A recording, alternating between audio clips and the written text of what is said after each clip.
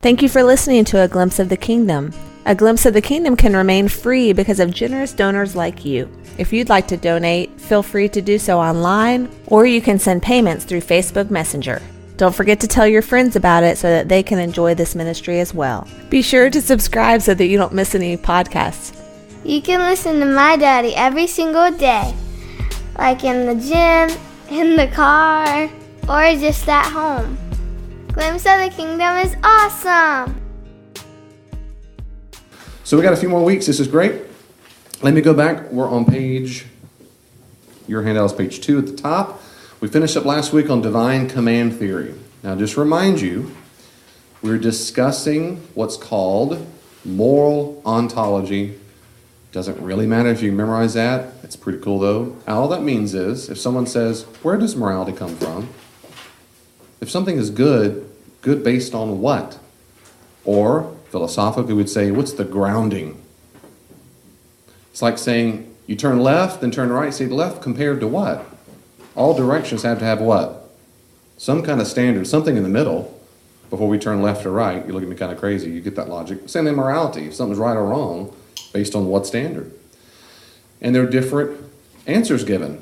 And I gave through the major ones. Some say morality comes from the scientific method. I think that's very problematic and silly. Some say naturalism. That's the most common one. I think that's also false. Some say evolution is where morality comes from. I think that's false.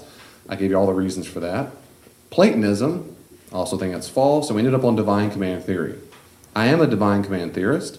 We talked about 2 kinds of divine command theory. That's in your handout, top page 2.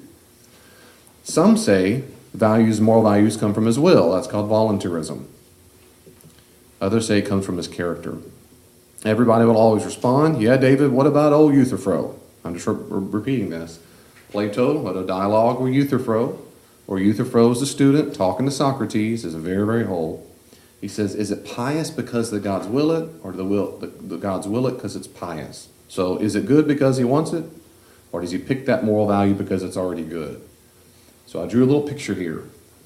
So we're asking, where does good come from? Where does the good, where does a moral value come from?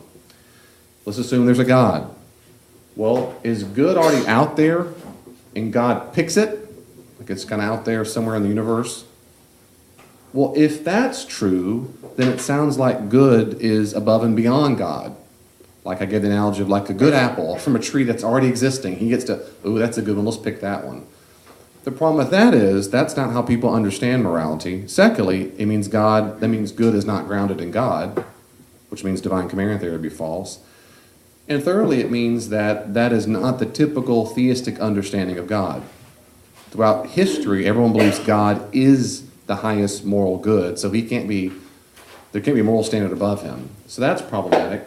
If you say the good comes from a God's will, God's commandment, sometimes called God's fiat, sometimes God's fiat is commandment. If that's where you think the good comes from, then it sounds like it's arbitrary. Because maybe tomorrow God wills that you rape people, and the next day God wills that you save people, and then God wills. And so both seem to be, they are problematic if you're a voluntarist. And I'm not. The third option is there is no dilemma at all. In fact, I would say that we might call an essentialist, that the good comes from God's character. That's where moral values come from. His very nature. He is the ruler. He is the standard. He is true north. Therefore, whatever he wills is good. Whatever he commands is good. So the way we've been talking about it is moral values come from his character. What's a value? Give me an example of a value. A moral value. Honesty, good. Honesty, integrity, loyalty, moral values come from his character. And then moral duties come from what he commands. Go do that, that's right or wrong. Values are good and bad. Well, David, couldn't his character have been something else? Arbitrary? He could have been an evil God who likes to kill babies. The response to that is, no, he can't, because you must understand the nature of God himself. God cannot be, as the greatest conceivable being, he cannot be someone who is different. It's a logical impossibility. It's like asking, Well, say he's a bachelor. Well, he could be married. No, can't be. By definition, that's the definition of bachelor. The other thing I'd say is, if God had a character of what we would call evil, evil is just a corruption of a good, some kind of moral value. It's a corruption of that. So the question I'm asked is, well, okay, that's evil, then where did that good come from? Where's the standard of evil and right? Whoever that being is, we'll call that being God. At some point, you got to stop at the very top and say, at some point, there is a standard. At some point. And I'm just going straight to the some point and saying there is God. So I think God's moral values come from God's character and his duties. So, for example, if someone says, Chelsea, is it good to be honest? And I think Chelsea would say, in general, the answer is yes. And someone says, but where does the honesty come from? Why is that a moral value? Why is that moral value? And this doesn't have to be your view. You can have any view you want. Any wrong view. I'm just kidding. That's just a joke. You can have any view you want. My view, and the one I'm presenting here, I find the most compelling. And also, this is standard Christian fare and Christian philosophy. The answer is, where does honesty come from? Why is honesty good? Because God is honest. Is it good to be loyal? Is that a moral value? Yeah, it is. Why is that a good thing? Where is that based off of? God himself. God is loyal. Is it good? You see, down the list it goes. Why are those things good? Because they're based on God's moral character. They flow out of him. But how do I know what value to pick in the moment? Like the C.S. Lewis analogy where these values or instincts are the keys on a keyboard. The moral law, his commandment, will, fiat, tells us which note to push. That's the duty in the moment. And that'll make a lot more sense later on. So, I'll stop there. If you're a voluntarist, it is a dilemma.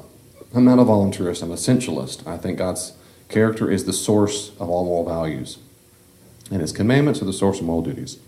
And then I said, at the end of last week, I see no reason whatsoever, in fact I have biblical evidence to the contrary, that God issues commands to himself. That is to say, God does not have the same moral duties you and I have. Some things are the same. You'll know God's moral duty because he'll say it. He'll meet the Israelites and say, I'll be your God, you'll be my people. I will do X, Y, Z. I will protect you here. I'm going to rescue you from the Babylon. And guess what? Those are moral duties now. He's commanded it, as it were. This is going to happen. And he does it. But his moral duties are not the same as yours and mine. And I gave a bunch of analogies. I said, if I had someone else's children, I love their children, I'm going to take care of their children. But in general, I'm not morally responsible for someone else's kids. I'm responsible for my own children. That is, our moral duties are different. If someone saw me slashing my truck's tires, you might think I'm silly, but if I'm doing my neighbor's tires, now I'm evil. That is, have different moral duties depending on the relationship to the thing or the person. We do that all the time, we get it. I'm saying it's the same thing with God. But in the analogy, we and all the universe, let this sink in please, is God's truck. Everything is God's truck. You are, I am, this planet, this building, the glasses you're wearing, the jacket you put on tonight, it's all his. Period. So how dare God kill someone? Well, first let's see if God killed him, but easy. How dare David slash his own truck's tires? That's a silly question. The assumption is when people get ticked off is they think it wasn't God's right to do it because they think God is trespassing on someone else's vehicle. That's a false understanding of the Christian worldview. It's a false understanding. The Christian worldview, we are all God's truck, and he does not have any moral duty or responsibility to make sure you and I are fat and happy and live 153 years. There's no moral duty for that.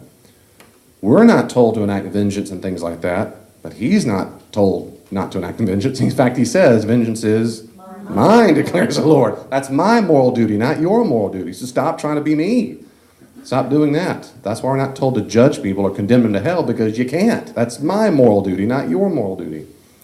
And that's what gets messed up. And so then some people brought up questions, what about this in the Bible? And I gave you some examples. We'll give some biblical examples later on. We will. In the end of last week, I threw out the book, The Lost World of the Conquest. I meant to say, The Lost World of the Israelite Conquest is the book you ought to read. I mentioned last time, The Lost World of the Israelite Conquest. It's a longer title by John Walton and something Walton, his son. Anyway, that's about the Israelite conquest and the Canaanites and all that. Okay, I'm going to stop there. Any questions or comments? Anything so far? Anything morality thus far?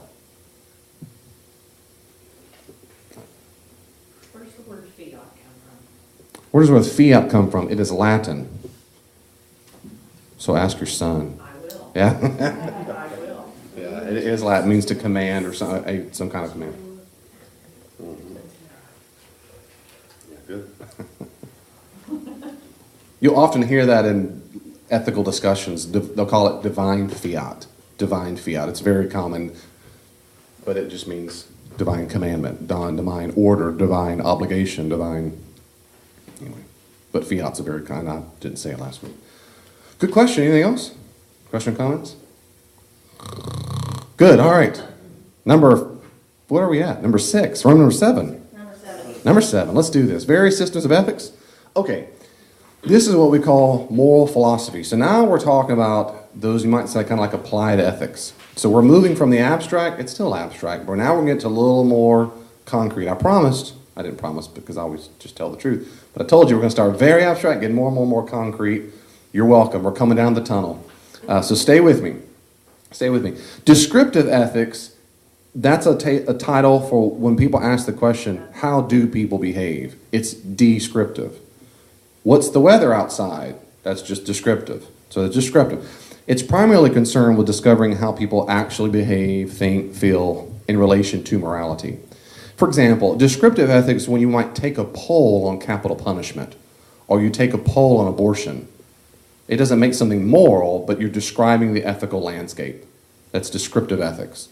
And you can do all kinds of Google research on these kinds of things. What do people these days in culture? That's descriptive ethics. But one of the sub-branches of that you might include is something called psychological egoism. And I'm not going to spend much time, but this is a kind. Psychological egoism is under that umbrella. It's based on this principle. People always act out of some degree of self-interest. People always. So it's a way of describing why people act the way they do. They think they act morally because there's a self-interest involved. That's why they're acting morally. Psychological egoism. Remember your Sigmund Freud, right? Egoism. E-G-O-I-S-M. E-G-O-I-S-M. Which means all actions are equally selfish.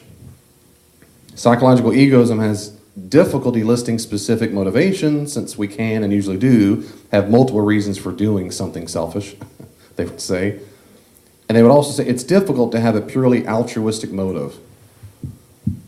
For example, at some level, doing good brings me pleasure, even if what I did hurt me in other ways, like saving a person from a burning building. Some say that's really why people do good, because at some level it just serves you. Well, for the Christian, this fails because for several reasons. One is it doesn't take into account that not all actions are equally sinful or selfish, and people can be transformed in Christ. So I don't think this answers why people behave the way they do, and certainly not as Christians. But you could get a little subsections of different kinds of psychological egoism and da-da-da-da.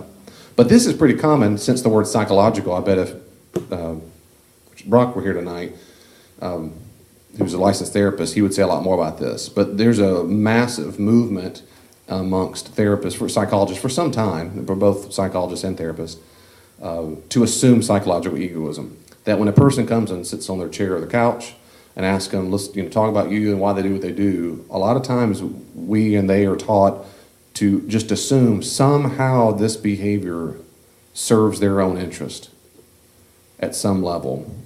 And some believe that's the only reason why people do things they think are good. But I don't find that compelling, but I do think partly that is true. That's descriptive ethics. How do they behave? Prescriptive ethics, all the times called normative ethics. I will typically say prescriptive. I say or and things like that, just in case you ever want to read on the subject and you hear these vocabulary words. It means the same thing. Prescriptive, think of prescription. You go to the doctor, you get a prescription. That's it. So prescription, what should we do? Not what do we do, but what should we, how do we behave? And that's concerned with prescribing or dictating certain actions, behaviors, modes of feeling and thinking. There you go.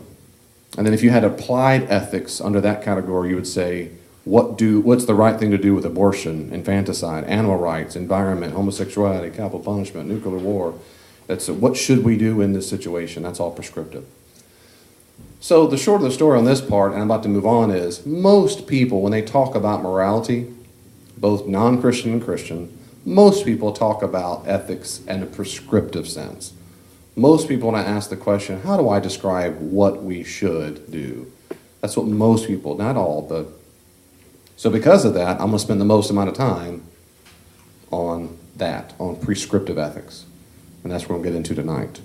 Let me pause there. Any questions or comments? Okay, here's some examples of prescriptive or normative ethics. And the three biggies are deontology, consequentialism, and virtue. And that's in your handout. Roman number 8, right? Is that correct? Before I give you those three biggies, I'm going to give you one small one. And that's because this is a possibility and some people argue for this. It's called ethical egoism. What is best for me? And that's, like I said, back that psychological bit. Ethical egoism, based on this principle, everyone should act so as to maximize his or her own benefit. Look out for number 1. So what should I do? What's the right thing to do? What best serves you? That's called ethical egoism. Make sure you understand egoism. Egoism. What's best for me? What should I do in this scenario? What's best for number 1, baby? I don't find this compelling on multiple reasons, but it is one view. Of course, this redefines morality because now you say it's good to be selfish. Think about that for a second. If everything that's moral value is good and what serves me, it's like saying it's good to be selfish. But everyone knows it's not good to be selfish. I mean, that's a fundamental moral value amongst all cultures. It's not good to be selfish. It's good to be unselfish or generous or that sense. So that would be silly. And of course, in Christianity, it's very clear this is nonsense in Christianity, the Christian worldview. The first shall be last and the last shall be first. I mean, we're here to serve. Saying the Son of God, man did not come to be served, but to serve and has given his life as a ransom for many. Christianity, there's no way this fits the Christian worldview, not at all. If I can say pastorally very quickly, well, just as a human, forget my job. In my experience, this ethical egoism is, in many ways, the law of the land. People can articulate that, but I think in general Western culture, that is generally what people, if they were to articulate that, I think most people are ethical egoists. What really is best for me and mines? I'm going to get mines. That's what I've been told. I'm going to get it. I heard that all my childhood, all through school. Elaine says it every night. Every night. I said, honey, it's not mines. You can't say mines like that. Chelsea taught you wrong. Try not to smile, but this is really hard right now. Just joshing. Okay, I'm going to move on. That's not a biggie, but it is out there. So if you find someone saying, what's in it for me? You go, you're an ethical egoist, and then leave the room. And run out. Got a question about that. Yes, sir. If we are to store up our treasures in heaven. So when Jesus, for example, when Jesus commands us to give to the poor and instead store up your treasure in heaven, or don't, because, or you said the last one was get a crown. Yeah. Like there's some payoff, yeah. So the question there is what, isn't that selfish? Yes. Isn't it selfish for those reasons? My response is no. Is there a personal payoff? Yes.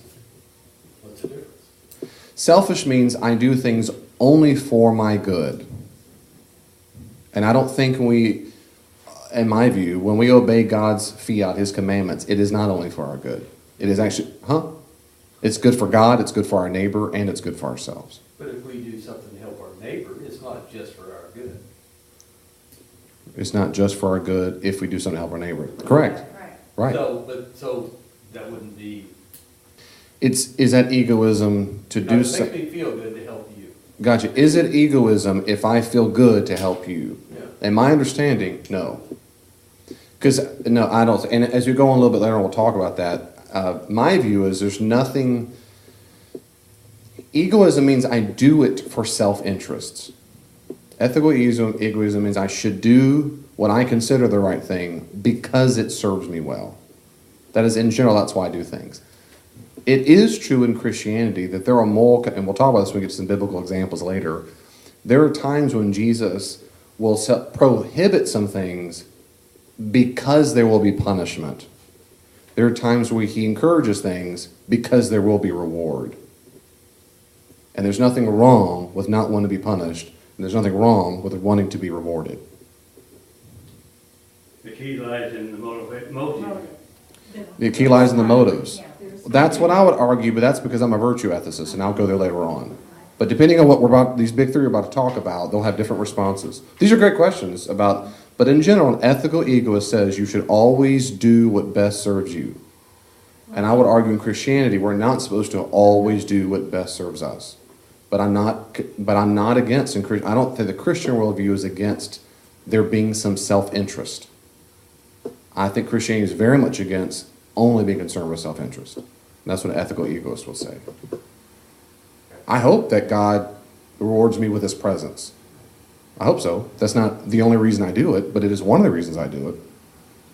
I was just thinking that the ethical egoism is more like worldly things, just. Maybe so. You think that ethical egoism is more like worldly things. Which are Maybe not, so. And then the other is heavenly things, which is. Oh, the other totally thing is heavenly different, things. Because that's a different kind of goal. It's not a worldly thing that he's hoping for. Maybe so. You're talking about worldly things versus spiritual things. Maybe so. I always try my best. I do try to give the other point of view as fairly as I can. I think an ethical egoist would say, no, I also mean helping you out. Ethical egoist said, I want to help you out because it helps me. See, but in Christianity, we would say that means by default, all that I do for other humans means I'm using you. I'm using you for my benefit. And that's just not Christian. So if a person's running for an office and they give a big contribution so they might get the votes, it would help you get elected. And ethical egoists would say that's exactly what you should do. You should pay all the money you can to get elected. You should do whatever it takes to get elected because it's best for you. I think it all comes down to heart because Right. it's a heart issue. It's a hard issue where Jesus commands people, he does several times, particularly in Matthew's Gospel, to give, not expecting to return. Yeah, now that's an exegetical issue, and I would think Jesus' point there is that not expecting to get return from other people, not from God. Right. Because Jesus has no problem saying you ought to do the right thing because God's going to reward you for it. He routinely says that. So good. And those kinds of issues, again, since it's hard to teach this without giving some examples of these three prescriptive ethics we're about to talk about now, because depending on which system you use is how you answer that question. And I will tell you when that's all said and done, which one because I put these in order, but good stuff. Okay, so the big three, here's the biggies. The first one's called deontology. Let's practice that. Say deontology. Deontology. Don't be afraid. That's what I love what a preacher says. Don't be afraid. Deontology, the Greek word deontos means duty. Duty or rule. Deontology, the study of duties, the study of, you might say, rules. Deontological ethics stresses the notion that certain actions are inherently right or wrong. Fairness, rules, justice, especially duty. They would say the end does not always justify the means. The end does not always justify the means. The means matters. Certain actions are inherently right or wrong. Now, for example, and a little footnote, many Christians misunderstand Jesus' debate with the Pharisees and believe that Jesus is completely, quote, against making rules, since that makes you a legalist. And in fact, many have become antinomian. Antinomian means against all laws. Antinomian. Antinomian means against law, against rule. In the early church, the Apostle Paul combats antinomianism in Galatians. So antinomian comes from two Greek words, anti and then nomos. Nomo, against the law, against rule. And Paul combats that because certain Christians are so freed by Christ, they said, we live however we want to do. And like the Romans, he said, should we keep on sinning so that grace may abound? In Greek, he says something quite strongly I don't say in polite settings. Begenito, absolutely not. No, how can you keep on sinning for those who have died to sin? And so, but he's finding that early on. Not to be mean, I absolutely see this in churches and different denominations because they have rebelled so much against the concept of duty or rules because that's legalism. They've gone the farther pendulum, which means there's no moral obligation for anything because why? God loves you and it's all grace. And all I'm saying is in the New Testament, that was battled. And so these two extremes of rules save you, that's legalism. She's trying to get pictures and she's never free. How do I do this and look legal? On the one extreme, look natural.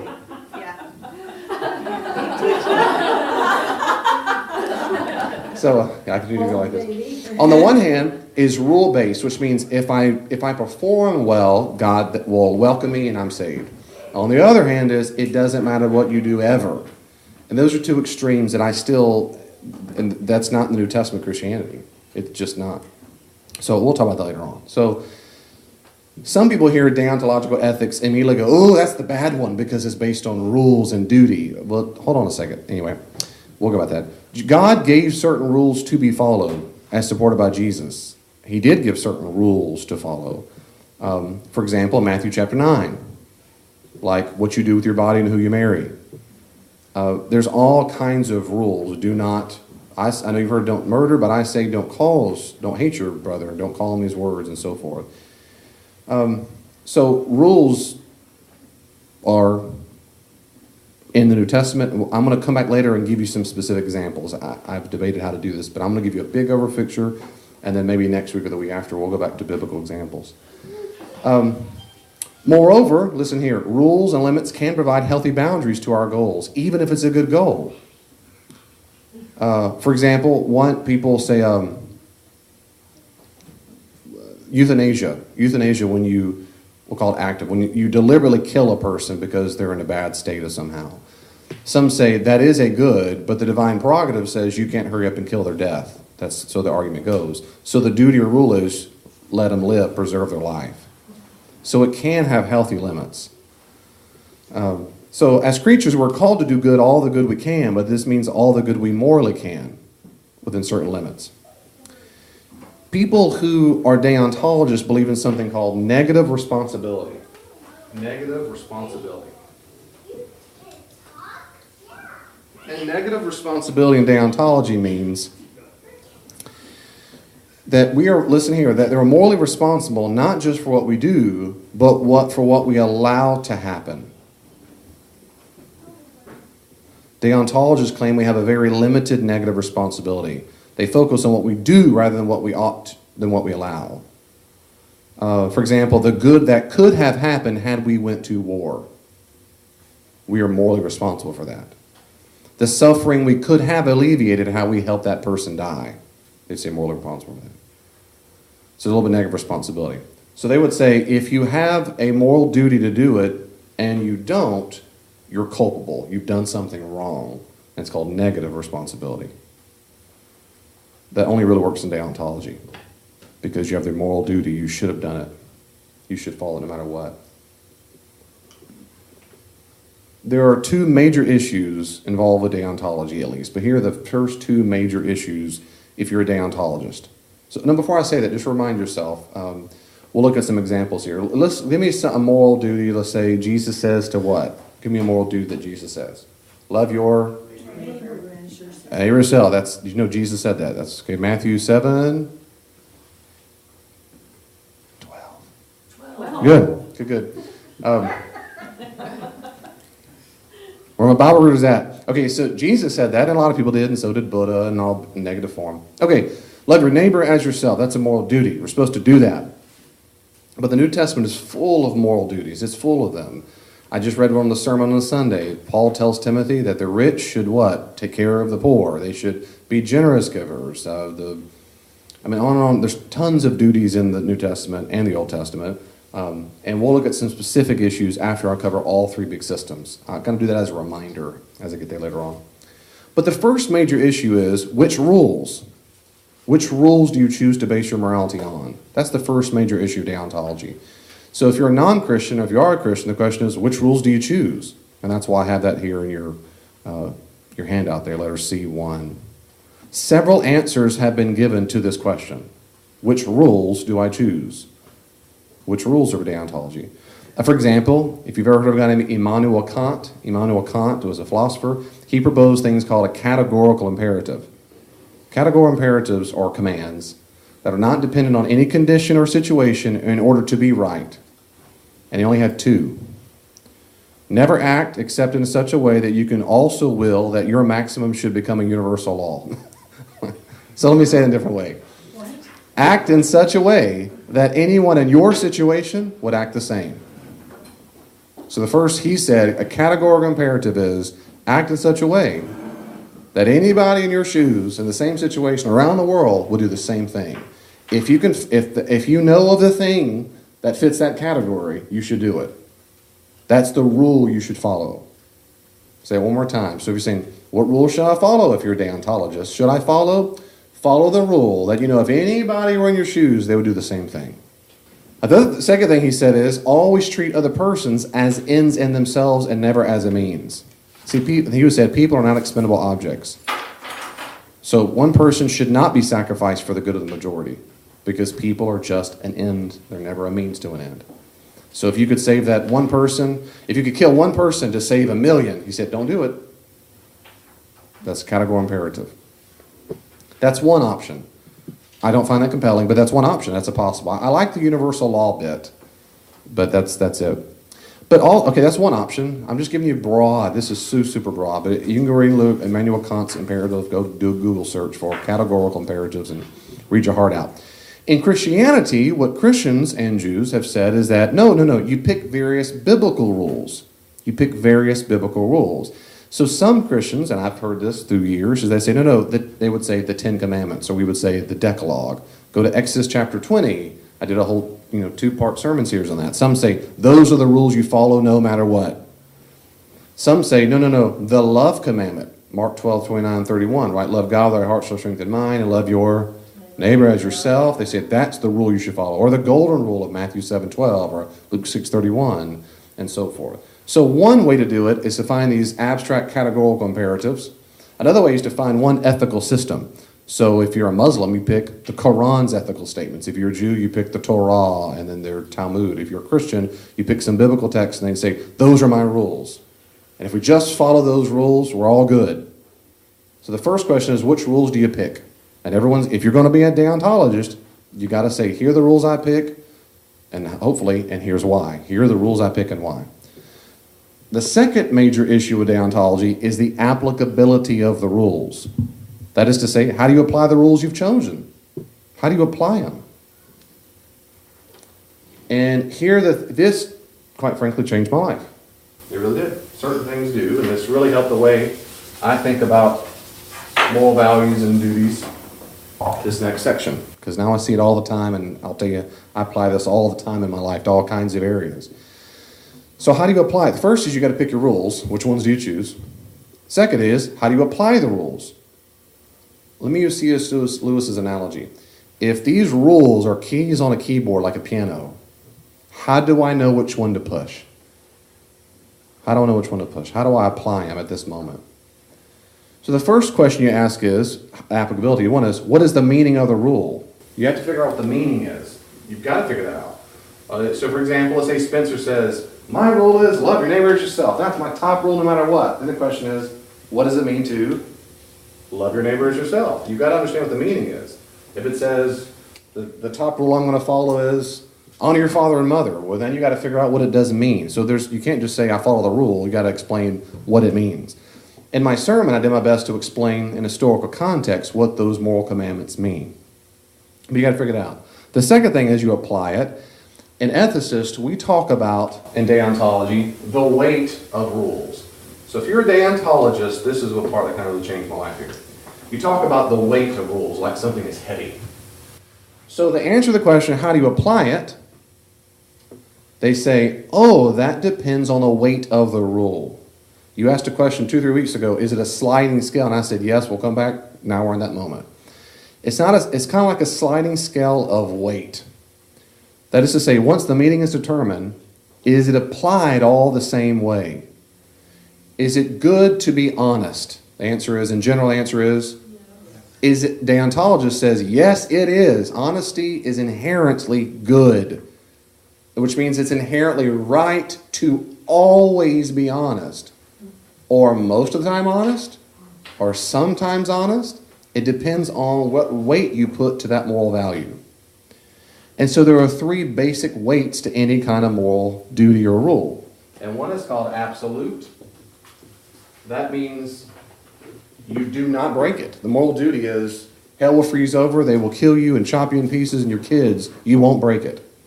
You're just not going to do it. You're never ever going to break this absolute rule.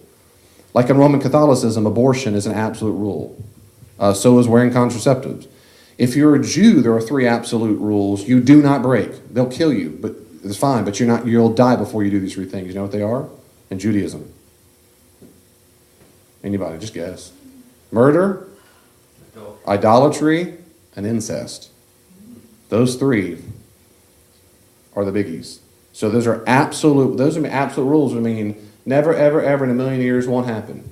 Put a gun to your head, you're going to kill me. I'm not going to do those rules. I have the moral duty not to do the prohibition.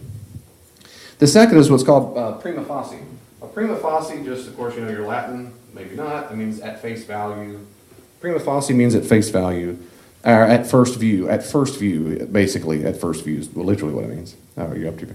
When rules are considered morally binding initially, unless another ethical choice must override the first rule. Most deontologists that I know of, and certainly my experience, put most moral duties here at prima facie. That is, they're all really, really good unless one other one beats it. So let's list some moral duties, or I'll call them values for now. A value is honesty. The duty would be tell the truth. The moral value is honesty. The moral duty is tell the truth. When is it good to tell the truth? But does that make sense? You see the distinction, moral value and a duty. Let's see, honesty, justice, loyalty. The opposite would be betrayal. Love versus hate, you might say. The preservation of human life.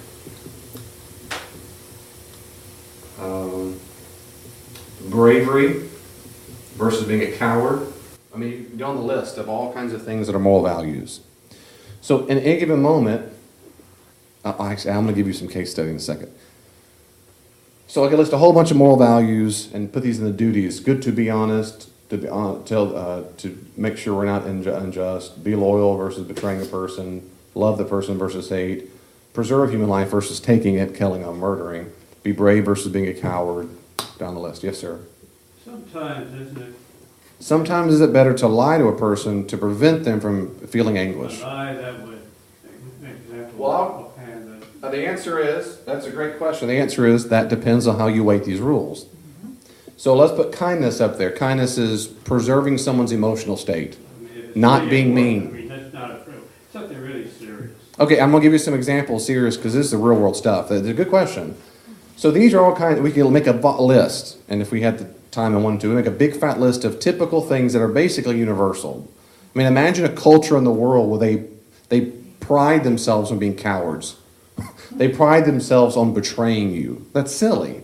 These are general. We pride ourselves on being hateful. No one does that. These are universal human things. And if you don't think these are universal, there's something wrong with you. There's something wrong with your psychological state and your moral state.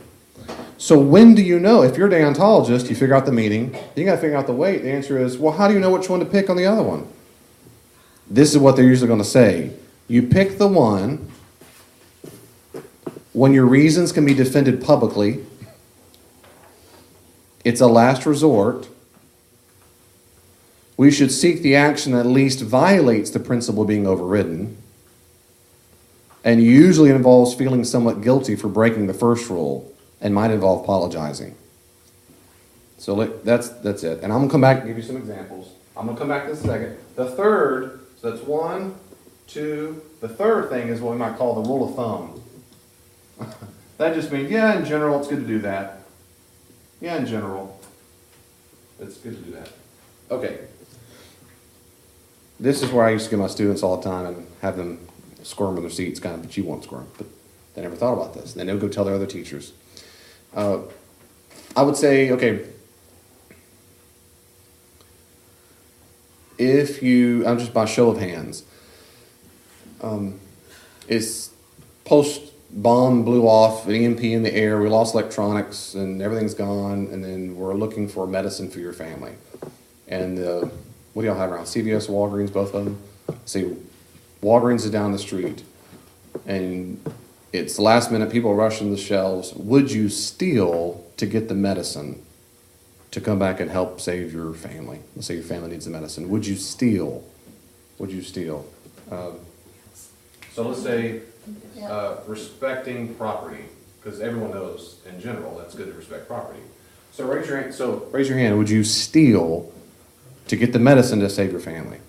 So you've broken respect property, but I'm going to assume for a second you're not just villains and evil Satan. You're trying to uphold a different value. What other value you're trying to uphold, or other values you're trying to uphold? Those who said you would steal. Preservation of human life. What about y'all? You raise your hand.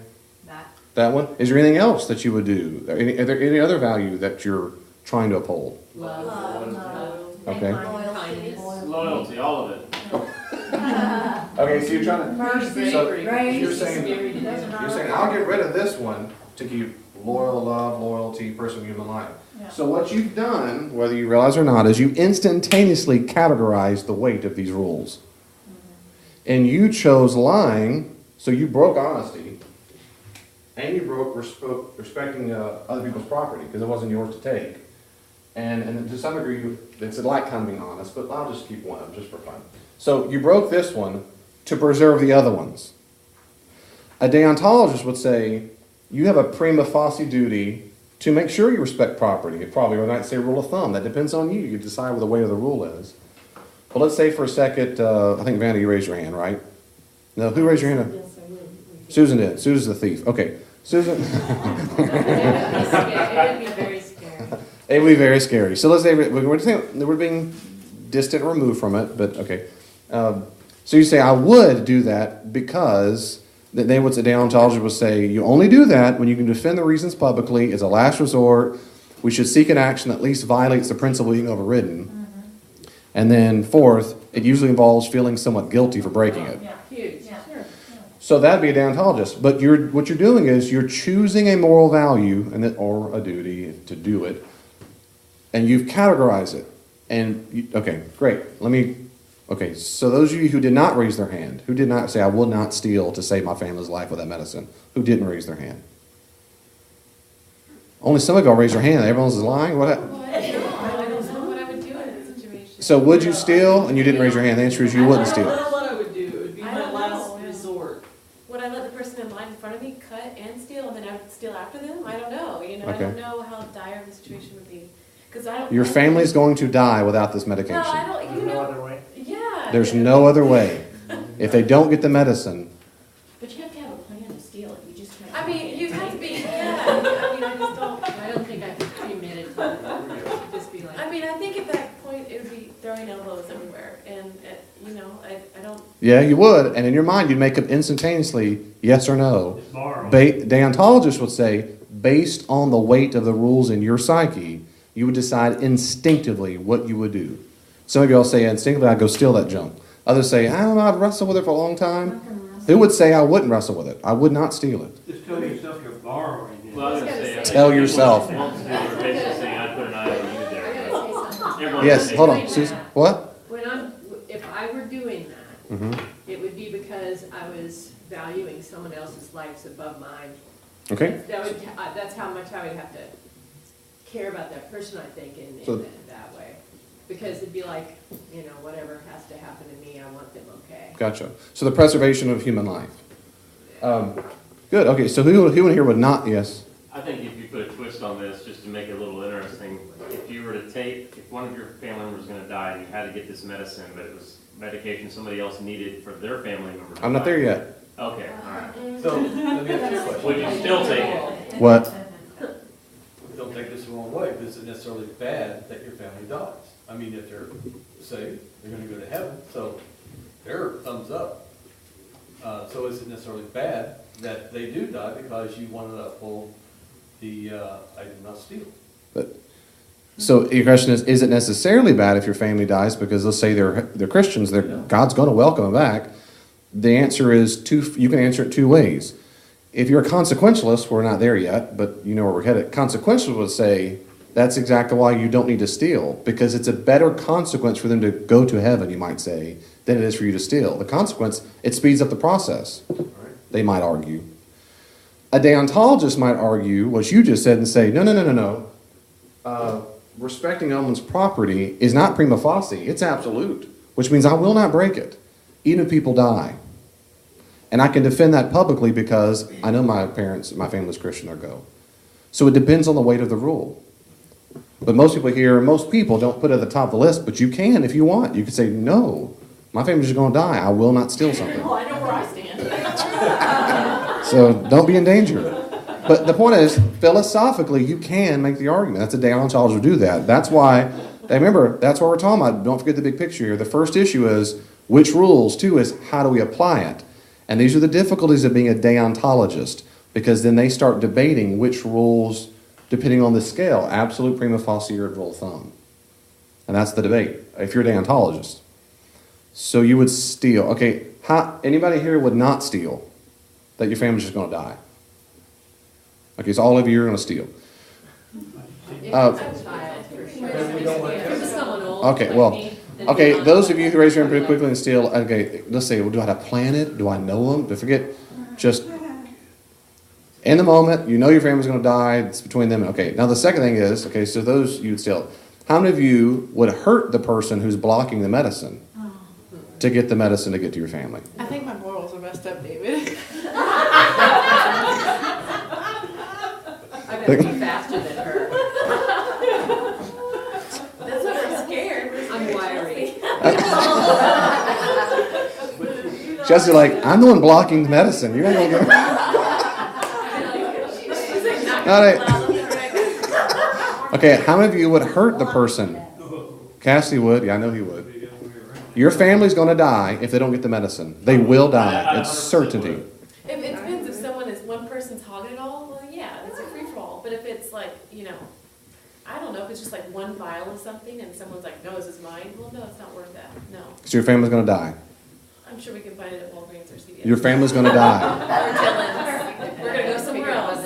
Your family's going to Now, die. if it's one guy blocking and holding everything back, yeah, you better go in there fighting. But if he's not, then we're gonna. So one guy has one vial and your family's going to die. Do you hurt the person to get the medication? No, it's not worth it. Already stopped, except for Cassidy. I'm in there, I'm getting it. Okay.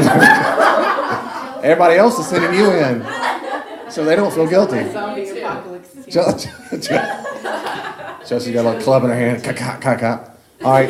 Now, why is that, Cassidy? Why is it the fact that you would hurt a person because you're not being kind, you're not respecting someone's property, you're not showing love. Or preservation of life. So Survival. what My value? loyalty to my family, I'd do anything for my family. Yeah. Okay, so That's the number one deal out of all of it. All those other ones can go bye-bye, my loyalty will still stay the same. loyalty and I'm guessing it sounds like preservation of human life. Yeah. So for you, it sounds like these things are what we call absolute rules. I will do anything else to make sure these values are upheld. Correct. Well, then we're already done because the kids usually just keep going on for a while. Sometimes it is. They're like, I'd beat him up. Then ask the question, would you kill a person? Would you kill a person to get the medicine to save your family? I'd do anything I have to. Yeah, so you'd murder. No, I need So, to okay, but here's the question. Here's the question. So now you're breaking your own absolute moral value. Yeah. You're not preserving human life. You've now killed it to save your own. You're preserving your life. It's preserving the family that he cares about, the human life that he cares about. It'd have to be, you'd have to put it in, I guess I can't answer that and say that I'd That's kill okay. somebody, just have Unless to it's have a reason. self-defense, right? What'd you say? Unless it's self-defense. Well, I mean, it'd have to be the right reason for it. I mean, Your family's about to die. They need that medicine, and he's in the way of it. It's a he. But you're preserving one life by taking another. That's true. I mean, you're still preserving a life, you're saving a life. But your loyalties. But you just broke your absolute rule. No, I wouldn't kill somebody to save one of my family members if it was a, Your whole family.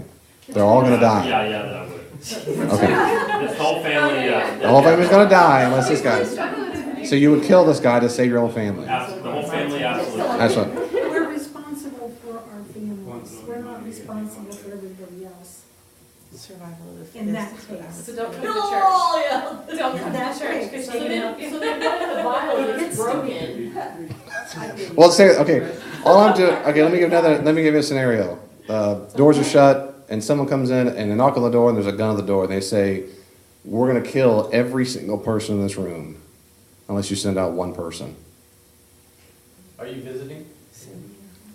Am I visiting? Yeah, because we'll send you out. Yes. Thank you. Wow. Raise your, I'm sorry, start over again. raise your hand if you're a guest. Someone out the door says, I've got a bomb, I'm going to blow up the entire building unless you send out one person. I will kill one person to save all the rest. Would you send out a person to save the rest of us?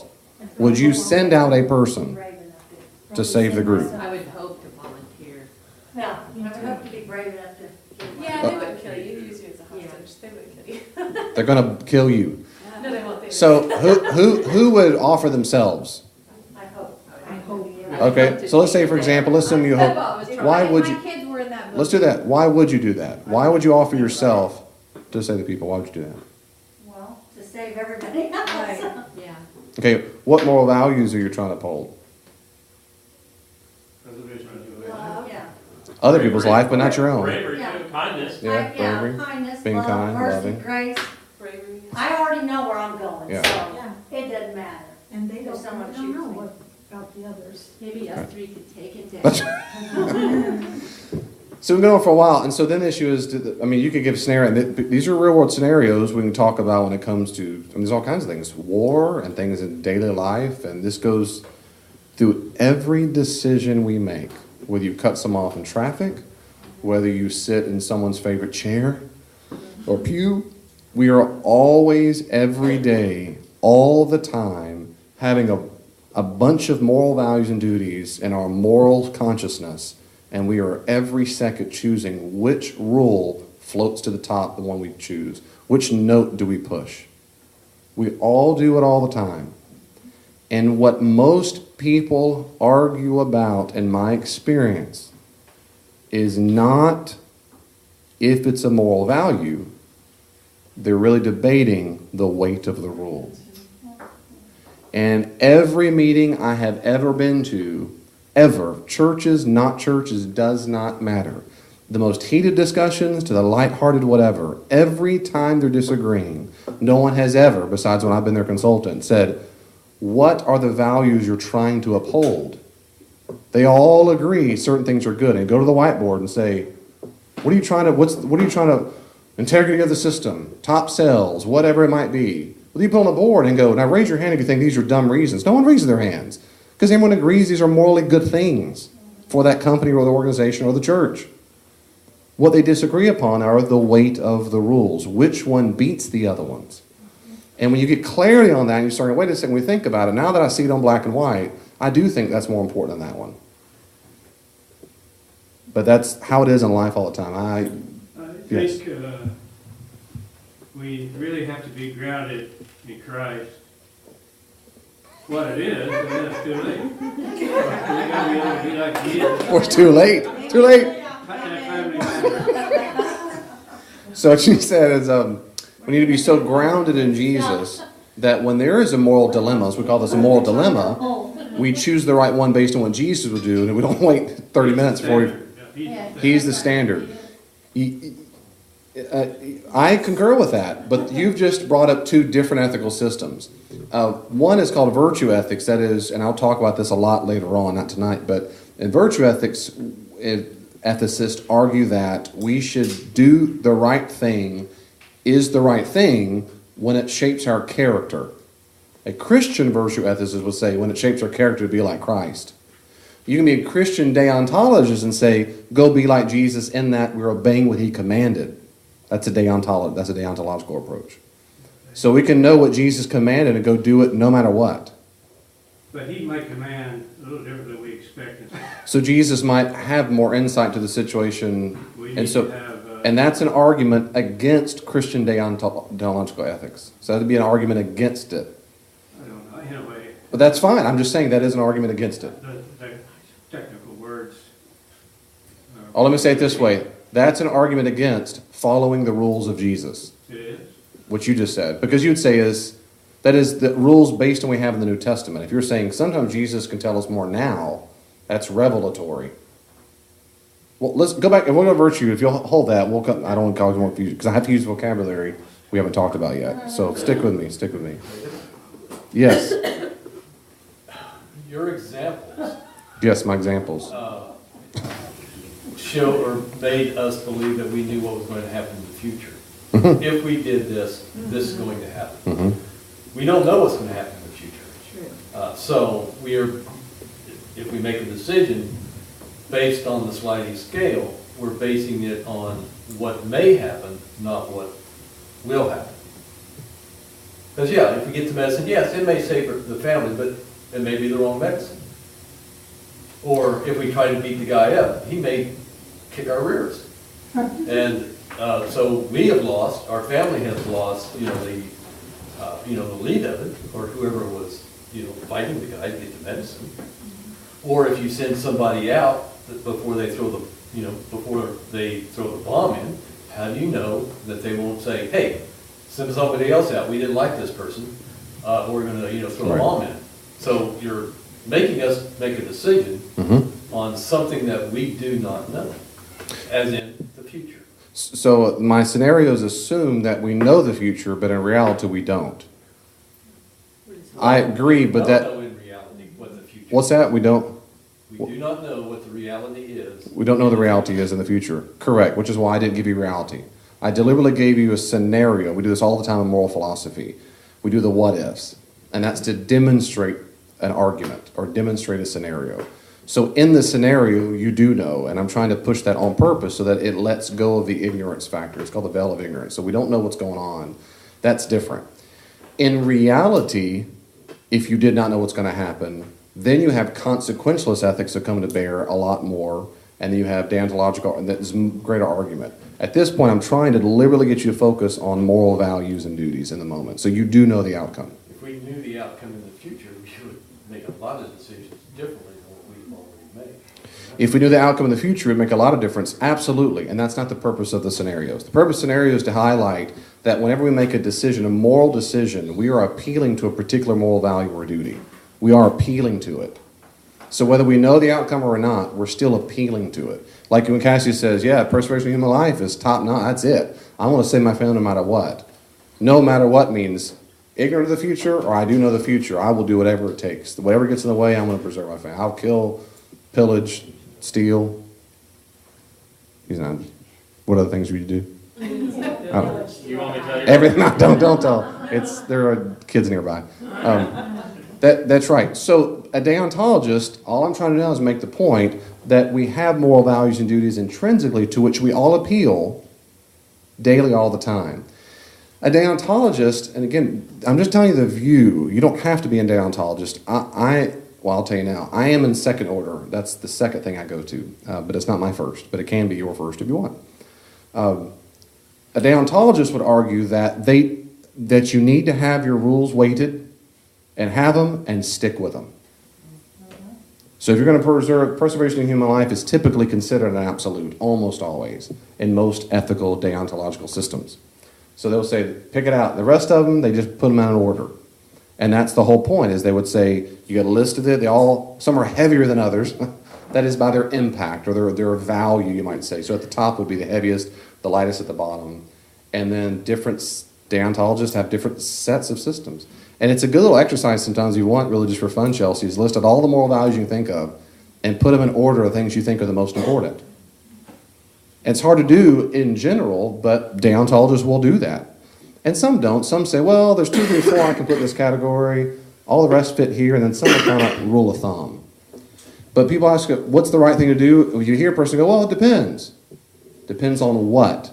If they say it depends on the future outcome, you're a consequentialist. If you say it depends on the moral duty, that's a deontologist. If you say it depends on how it forms my character, that's a virtue ethicist. Depends on what? And we're only talking about one so far tonight, and that's just the rules. So a deontologist cares about the rules. Not because they're legalist, but because they care about rules. They care about moral duties. The first is, which rules or duties do you choose? You got to figure that out. And two is, how do you weight them? And my encouragement to you is, what changed my life is, we all do this instinctively all the time. We're all picking and choosing which moral value in that moment to uphold. For example, it's the white lie. Is it okay to lie to your wife? Does this make me look fat? You want to preserve your own human life, but you want to tell the truth, perhaps, or you want to show the loving response. But people do it all the time, and so that's why people say, it's okay to lie in that moment. It's okay to lie.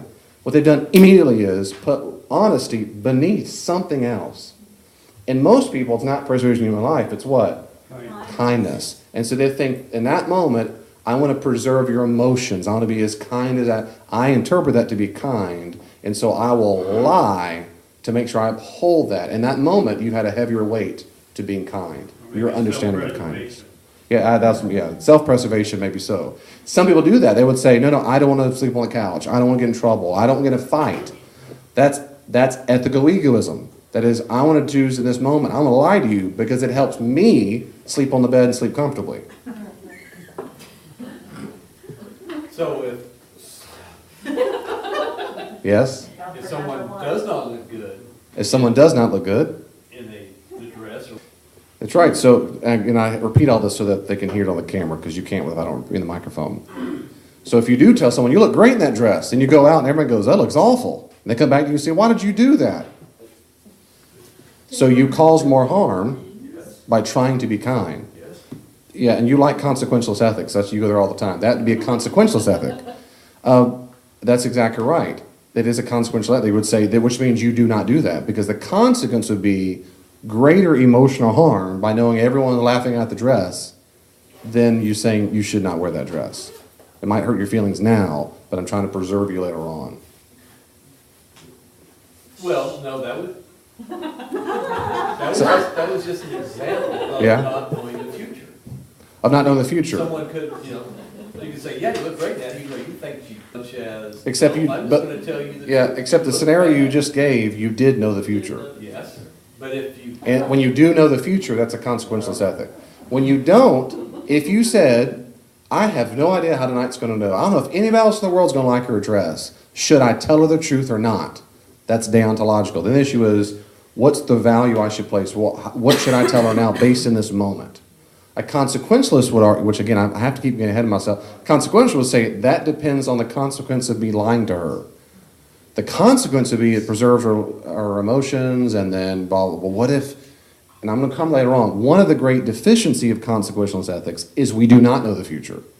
And I'll go there, that's one of the great weaknesses of it, is that. Stand there and consider these alternatives. He's going to assume you don't like the dress. So if you stand there and consider all the alternatives, honey, what are you waiting on? Spencer, I'm calculating the risk analysis of all the Oh, what? If I lie to you, if I tell you the truth, you hate it. Maybe. I get a real bad answer. Yeah. Well, you can just say, I've seen you wear something else that I really like better. So you're saying you can say it, you can be honest but be kind. Right. Or say something about it you like the color. Or say something about it you like. You can do that. Why would you want to do what you just said? Well, because Why would you want to do it? I would be honest, and You're being honest. And I would also be trying to be kind. Trying to be kind. And to say, you have a lot of things that I really like on you Yep. better than this. So maybe it's not the right style, or it's not the right color or something. Right. Unless you want to see it all. So I what- think it's more honest, but it's Good. also upholding, I don't know. Good. So hold on. What Vanna's doing is, these are moral values, and we could list more, but she's trying to uphold honesty and kindness. Instead of just saying, no, I can choose one or the other one. A lot of people think honest means be a punk, be rude. No. Like whenever my little footnote, whenever anybody says, I just tell how it is, I just tell the truth, they're not there just to be honest. They're there to make sure that's a very different issue. But because some people think that's what it means to be honest, means I'm rude or I'm hateful sounding. But you're right, so that's one option, is do that. A deontologist would say, what you said is good, in that you're trying carefully to weigh, you're trying to make sure the duties are followed, because these are good things. You're not just easily dismissing one. You're trying to hold all of them at the same time, juggle all in the air, and you're trying to do it well. Others say, no, I'd just rather lie. I break that in a heartbeat. My point is, a deontologist would say, since you broke that so quickly, it means what? It's way beneath, in your view, kindness, or at least right beneath it. It's beneath kindness. Or preserving your own human life, or whatever. The point is, you have just categorized it whenever you make that decision.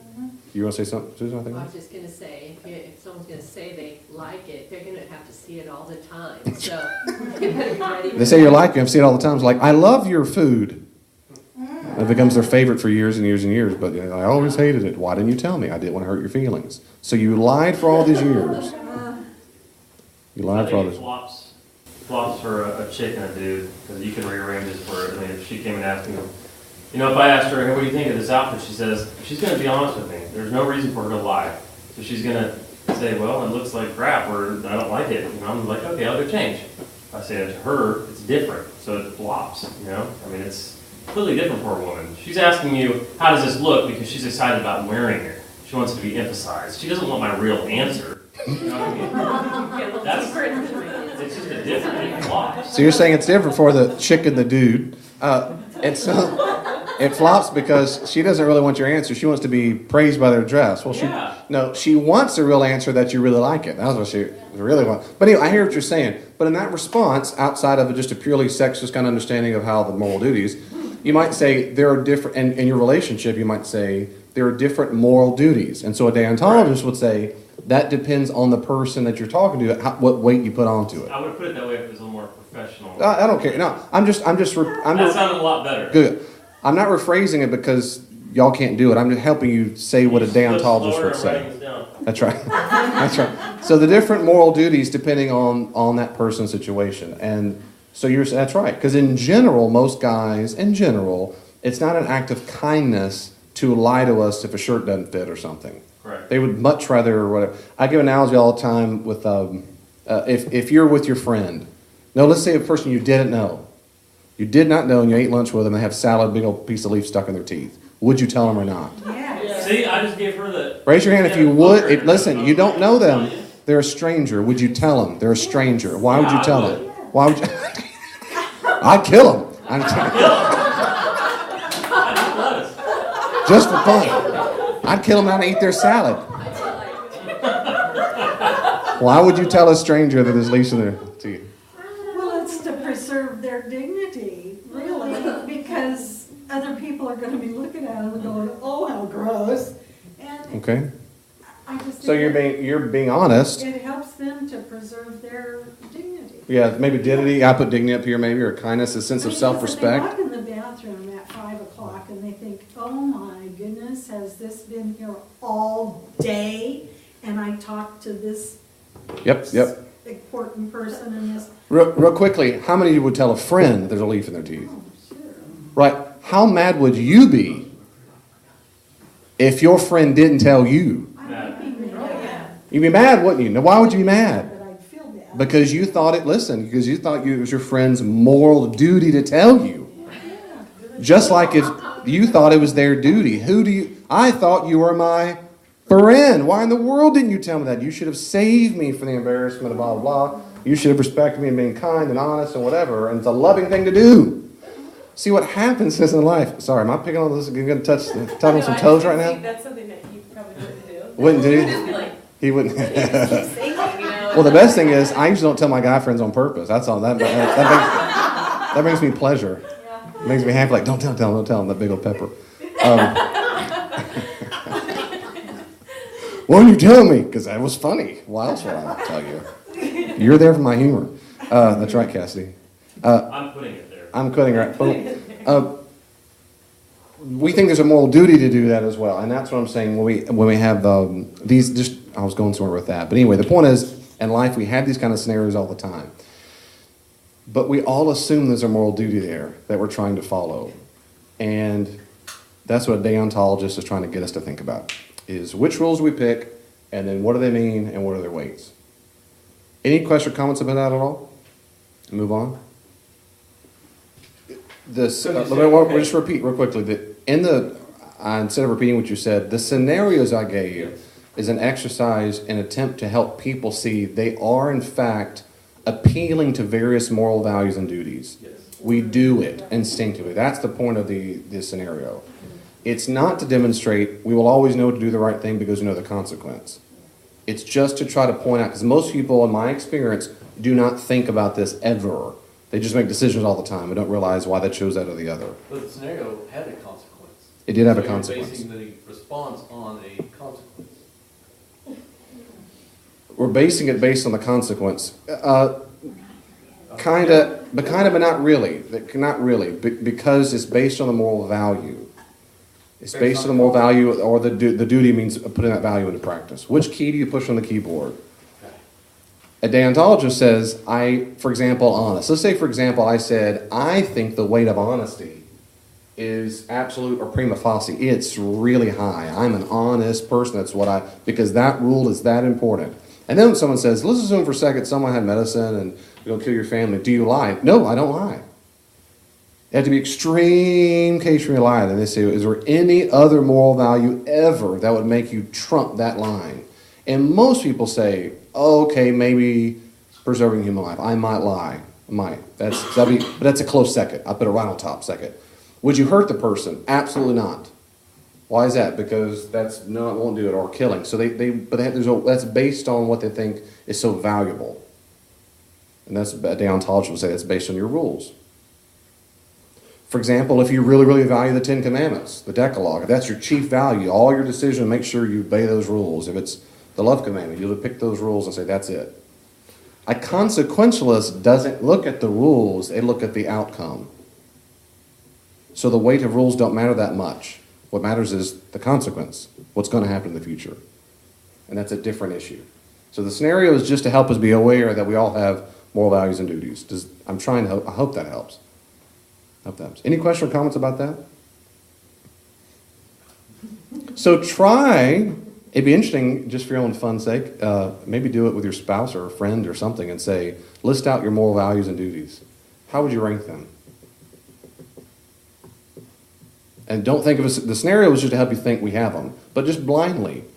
When I go through life, these are absolutes. For example, do any of y'all have any absolutes at all? That is to say, you would die. They would kill you before you did it. You have the moral duty, whatever. Do you even have an absolute? For example, in Judaism, I said they won't ever commit incest, they won't idolatry, and they won't murder. If you put a gun to your head and say, you're just going to shoot me, I'm not going to do it. What if the Nazi said, I want you to have sex with your sister right now? They're going to say, kill me. You need to go murder your son. Kill me. Does that make sense? Worship this other false god. Nope, you're going to kill me. It's an absolute, not going to happen. I want to die first. Yeah. Okay, so you're an absolute would be, I'll say loyalty. Can I say loyal to Jesus? Yeah. All right, good. So for you, loyalty to Jesus is an absolute. Yes. You won't break that no matter what. You conceivably could murder, rape, lie, steal, depending on the scenario, but you won't deny Jesus. Well, I hope to not do those other things either, but yeah. Not hope not to do them correct. The issue is, would you ever not break them? And what I hear you saying is, is that the only absolute, or is there any more absolutes you put, or is that just? Oh, I thought we were just supposed to do the top one. That would be my. Well, absolute. You can have 50 absolutes if you want them. Everything can be absolute. That's going to be an odd scenario, but you'd be paralyzed, I think, of what to do. Most people only have 1 or 2 or 3 or 4 of them usually. Good. Thank you. Anybody else have any absolutes? So yours is preservation of human life, right, Cassie? Preservation of human life? To preserve them? Yeah. That it's conceivable to do anything else. I'd break every other moral law, depending on the scenario, but I would not ever do anything. But for yours, it was preserve my family's life. What about the preservation of human life? That's like, I will not murder. You're up here, I'm down here on the table. Well, intelligence, but I just follow Jesus in my simplicity. So Christ's absolute authority. I appreciate it, but it's not about me. So I hear you saying is following Christ covers everything. And so he'll tell us what to do. I think he does. He wants us to do the right thing. He wants us to do the right thing. The right thing is what he would do himself. And the right thing is what he would do himself. Okay. So in this understanding of prescriptive ethics, you would say Jesus will give us the weight of the rule in the moment. Yes. Because he wants us to do what he would do. And that's a form of what's called situational ethics. That is, but you would say with the Holy Spirit spin. The Holy Spirit will tell us in the situation which rule is weightier than the others. So when we're being sincere and put his will for our own, he will tell us. Gotcha. So your view is these are all moral values, but Jesus will tell us in the moment which one to pick. Okay, thank you for that. Yes, ma'am. It's been a long time, and I may not have this right. Yeah, in Columbine, that's right. One person there said, stand up if you're a Christian. She stood up and you believe in Jesus or whatever, follow Jesus, and she got killed. That's right. For her, at least one of the absolutes is you do not deny Jesus. You don't deny claiming to be a Christian. Yeah. It's funny. I don't know if I would have done that. I mean, you think about it. She was like, what, 14? For various reasons. I could argue. I mean, she was a teenager, and she was like, wow. And I look at that and I'm like, wow. I think of, Tom and the kids. And That guy said that to her though, because she was under the desk praying when he was walking up on her. But you're bringing up. But I mean, would I? Right. Would I stand up because I'm thinking about my family? Would I think of my family first? Right. And I want to still be here with them. Yeah. And then another response to that is an absolute. See, this is what people go, and we're almost done. But you could also respond, should a lunatic get that authority over my life in that moment? No. That's the question. Because some might argue, and I would, exegetically speaking, when Jesus speaks about coming before councils, it's before governments. That is, there's a public declaration of whether or not you will rescind the faith. And so one wonders if those scenarios fit the context of which Jesus speaks and Paul faced. But maybe it is. But yeah. I'm going to wrap up. Put Christ before family too. Put Christ before family. Well, maybe. But see, if you're a deontologist, you would say they would say Christ before family. They'd say, yeah, except I think Christ wants me to preserve my own human life to help my family. But not by denying him. But not by denying him. That's your view. So other Christians would say you're putting that weight of the rule higher than I would. Christians do this. So that's, I was going to say, my response to your comment, which I appreciate about Christ being overall and he'll tell us in the situation. I think in general that's true, and I sure hope that's true, but a lot of well-intended, spirit-filled Christians disagree on the various weights of the rules. And so because of that, I'm a little shaky to always say he will always tell us, or I'm much more shaky to say we will always apprehend what he's telling us, and that's different. I think our antenna is messed up more than he's not telling us the right thing. But yes, ma'am, and we'll wrap up. Daniel resolved what he would say, and that's what we have to do. I will serve the God. I will serve my God. And so the older you get, the more you get to the place, I want to be convinced that I'm not going to deny Christ. Yeah. See, in the ancient world, good for you. Good. Because in the ancient world, most people didn't just deny Christ. They denied him to worship other gods. It was the worship of other gods that was the offense. Okay, that's idolatry. So if ISIS is standing here and saying, I'm going to behead you if you don't deny Christ and accept Muhammad. So if ISIS accept Muhammad, if ISIS did that, that's right. So that's idolatry. That's changing. That's a different thing. Certain deontologists will say, you absolutely lie because you need to preserve your human life. And then if you're around, consequential will say, you can have a greater effect for more generations. And you don't mean that. You're lying to them. You're not lying to God. You know your heart and mind is. You can stay a Christian all you want. You're just lying to lunatic, evil people. I don't think you should. I don't think so. Okay. That's what some would argue. Others would say, I don't think so. Nope, because you shouldn't even lie about it or even want to lie about it. You just tell the truth. That moral value. Huh? You tell the truth and die. You tell the truth and die. In that sense, they would say that. But that's what Paul said. If I live, fine. Yeah. If I die, great. If I live, fine, die, great. That's right, you did that. So yeah, Philippians 1:21, it's to live as Christ, to die as gain. Yeah, I'm not converting. I won't. But that's because, that's a long story. Where's that at in Philippians? Philippians 1:21 is what I just quoted. To live as Christ, to die as gain. But good, okay, well, there's your values and rules. Please don't go steal anything right now or kill anybody. Okay, I'm just kidding. But look, hopefully, as you know, I'm just a joke. All right, we do this. Oh, yeah, sure. Yeah, some of your teeth are right there. So now I'm walking like this all the time. Good. Okay. So you can just, if I can do a quick wrap up, we will look at biblical examples of this kind of deontological ethic. Biblical examples in the Old and New Testament. Later on, after we do the major three systems, we'll come back and look at particular examples. I was going to do it in each time, but I think I'm going to do that later on, and then it'll remind you of a summary. Oh yeah, I remember talking about that. So right now we're not going to look at the biblical examples. We will later on, but I got to give you little hints like the Decalogue or Ten Commandments. There's certain rules like that, but later on we'll look at examples, all in the Old New Testament, of that. And the second thing, which follows naturally and logically, which means you can be a Christian. There are many Christian deontologists. That means a Christian who believes that, how do you know what the right thing to do is? They would say, it depends on the rules. You might say, which rules? And if they know what they're talking about, they would say, I tell you exactly which rules I follow. You say, what do they mean? They say, I'll tell you exactly what those rules mean. They say, well, how do you categorize the weight? I got a list right here. It's right in my pocket. And I can tell you exactly what it is. And I'm being a little facetious, but that's what deontologists do. And Christian ones do.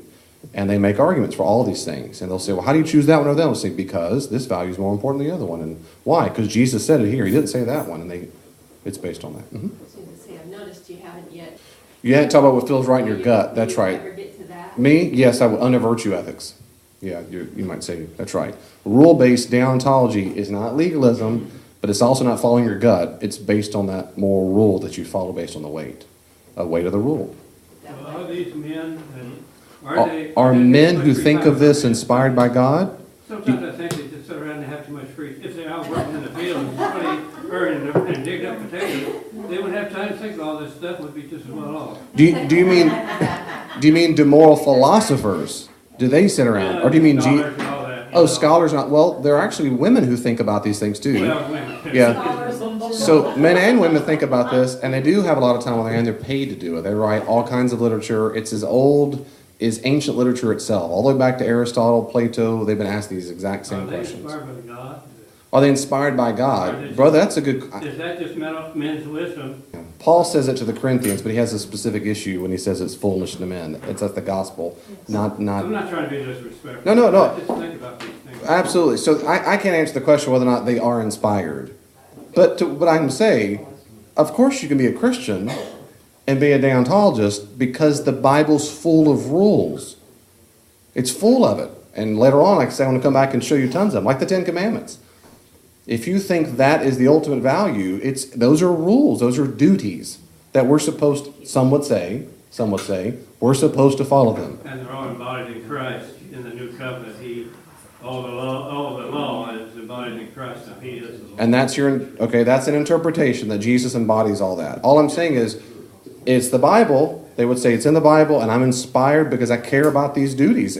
And that's why I'm trying to, and I'll finish on this. That's why I started out. This is not legalism.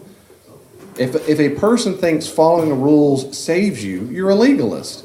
This is not legalism in practice. This is deontological ethics, which is, how do I know what the right thing to do is? A Christian deontologist are going to say, why do I care about this? Because it's good. These are good things. I want to do the right thing. And so they really struggle with doing the right thing. And so we ask the question, how do you know what the right thing to do? A deontologist is going to say, you pick a rule system and you follow it. Who dictates the rule system you pick? I mean, you get to choose that. Our own judgment. That's why people debate it. Let me pause and pray. Our own judgment is... Let me say a prayer for us. Thank you, God, so much for being the source of all moral duties and having a perfect moral character from which flows all of your commandments. God, those of us who are following you and want to do the right thing, we do need your wisdom. And the Bible is full of duties and commandments, not in an effort to, quote unquote, save us or earn some kind of favor with you for salvation, but instead help us do the right thing because it is the right thing. And we want to please you and all those things that come along, but help us know what the right thing is and how to do it. And as we continue to reflect upon these different ethical systems, all of which are represented in the biblical text, help us sort this out as best as we can. Give us your wisdom, just as John said. We want your wisdom in all situations. really, Holy Spirit, in our daily lives and conversations with people at work, at home, over the dinner table, what we buy in the grocery store, these ethical decisions we make all the time. Please, give us the courage to ask you what you want us to do, and give us the courage to do it, knowing we have your mercy when we fail, but help us do the right thing.